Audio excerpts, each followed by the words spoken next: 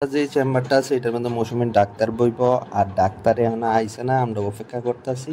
আর এটা হইলো main Peerless হসপিটালের ফ্রন্ট।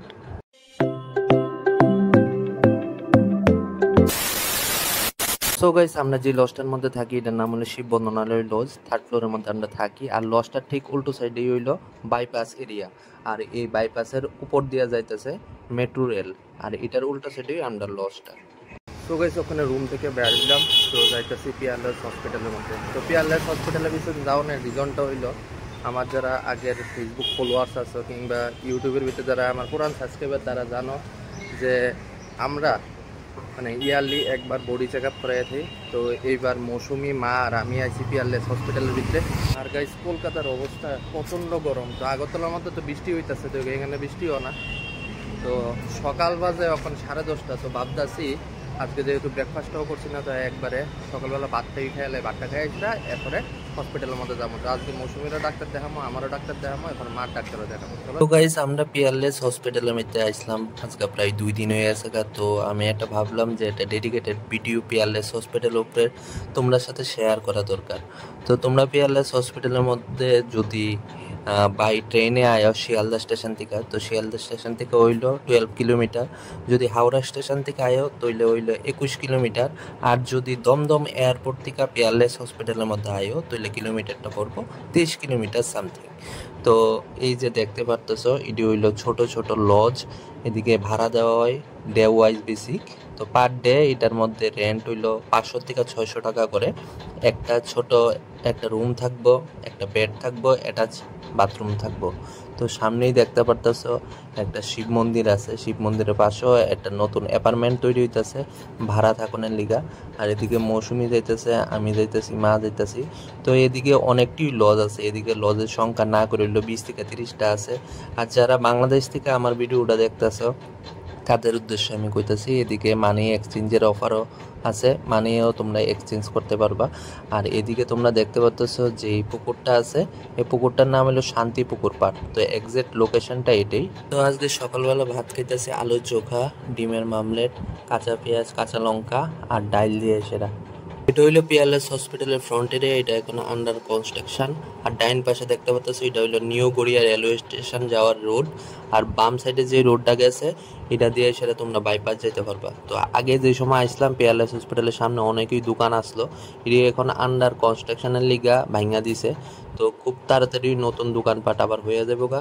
আর এটা হইলো ব্যাক সাইড দিয়া গেট নাম্বার 1 পিয়ারলেস হসপিটালের ভিতর ঢুকানোর জায়গা। আর এই গেটটা দিয়ে সেটা সবাই ঢুকতেছে, আমরাও যাবো।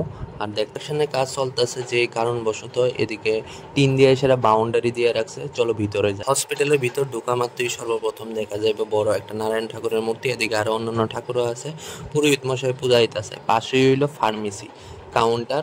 আর সিঁড়ি দিয়ে সেটা আমরা এখন 1st ফ্লোরের মধ্যে উঠুম।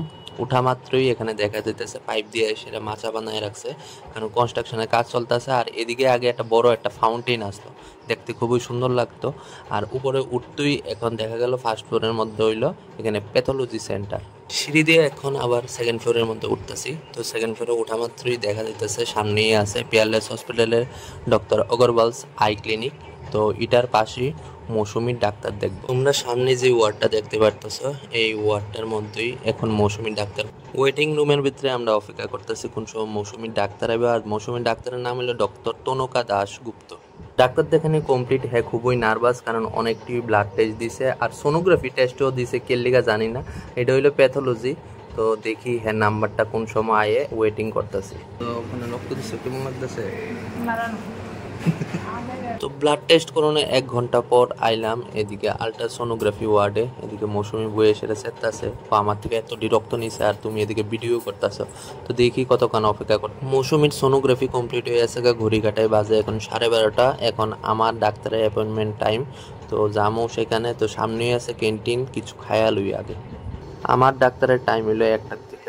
তো আধা ঘন্টা আগে সেটা বইয়ে রইলাম আমরা ডাক্তারের চেম্বারের সামনে। আর দুজনেই আমরা এখানে বইয়ে রয়েছি। বইয়ে থাকতে থাকতে একদম বোরিং লাগতেছে, জানি না কোন সময় জানি আমার নাম্বারটা আইব। আর একজনের পরই আমার অ্যাপয়েন্টমেন্ট, আর এদিকে বইয়ে রয়েছি। আর আমার ডাক্তারের নাম হইল ডক্টর রাজা বাসু, খুবই ভালো মেডিসিনের ডাক্তার। তো দেখামো এখন, চলো একটু পরই ভিতরে ঢুকুম। দেখানো কমপ্লিট হয়ে গেছে, তো ওখানে আইলাম প্যাথোলজি ল্যাবের মধ্যে। তো আমারও ব্লাড টেস্ট দিছে অনেকটি।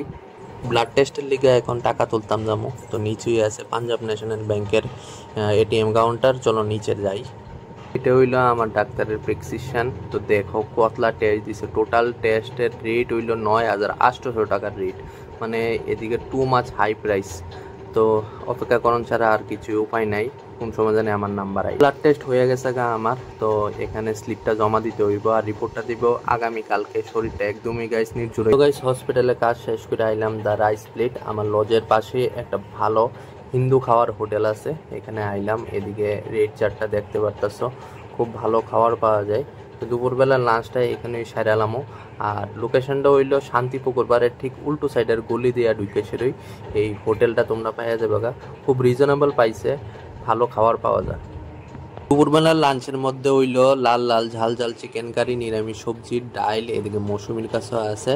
আর মা নিছে মিক্স সবজি আর করলা ভাজা। গরমে তাজা ফল হইলো কচি ডাব। তো লাঞ্চ করার পরই আমার লজের সামনে এদিকে একজন ভালো ডাব বিক্রেতা খুব কম প্রাইসে ডাব দিতেছে, 40 টাকা করে মাত্র। তো মা কইতাছে যেহেতু আমরা আজকে রক্ত টক্ত দিয়ে আইছি, এদিকে ডাবের জল খাওয়ানোর লিগা। জল শেষ লিয়ে আছে, এটি খাইছি সবচেয়ে মজা। তো অলরাইট গাইস, ওখানে দুপুর বাজে প্রায় 3:30। হসপিটাল থেকে কাজ সাইডা সেটা লাঞ্চ টাচ করে সেটা ছাড়লাম। তো ওখানে যাইতেছি রুমের মধ্যে, চলো রুমে।